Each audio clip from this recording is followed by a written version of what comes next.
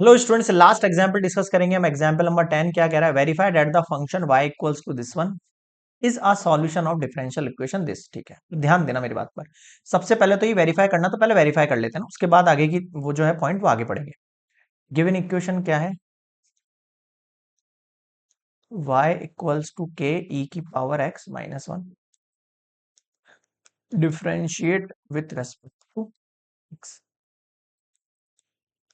dy upon dx equals to k constant है, e की power x का e की पावर x होगा और ये जीरो हो जाएगा इसका। ठीक है, अब देखो आप, आपके पास इक्वेशन क्या है? अगर मैं इस इक्वेशन को यहां पुट करता हूं, वैल्यू को ध्यान से देखना।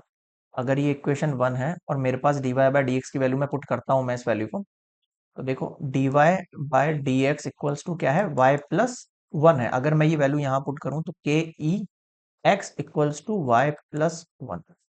अब आप देख लो ये इक्वेशन, अगर ये y इधर जाएगा तो y plus one equals to के ई की पावर x हो जाएगा क्या? हाँ सर, तो ये तो हो गई प्रूफ कंडीशन, है ना। तो ये हो गई आपके पास proof condition that y equals to k e की power x minus 1 is a solution of given differential equation। ठीक है, अब आगे की बात सुनना। Also determine the value of the constant k so that the solution of curve of the differential equation passing through the point. अब ये चीज तो फिक्स हो गई है ना भाई, कि ये जो इक्वेशन है ये डिफरेंशिएबल इक्वेशन के इक्वल है।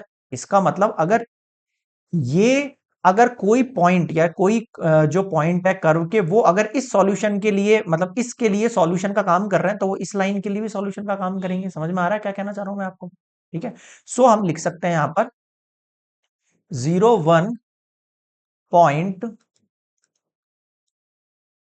Passes through y equals to के ई एक्स माइनस वन। अगर ये इससे पास कर रहे हैं तो ये x की वैल्यू, y की वैल्यू, ये 1 इक्वल्स टू के e zero minus one, 1 equals to K का वैल्यू ये 1 होगा, ये माइनस वन ये उधर जाएगा, तो k का वैल्यू कितना हो गया? 2। अब मुझे बताओ यहां तक क्या समझ में नहीं आया? क्लियर है? Example number 10 complete. नेक्स्ट मिलेंगे हम एक्सरसाइज 8.2।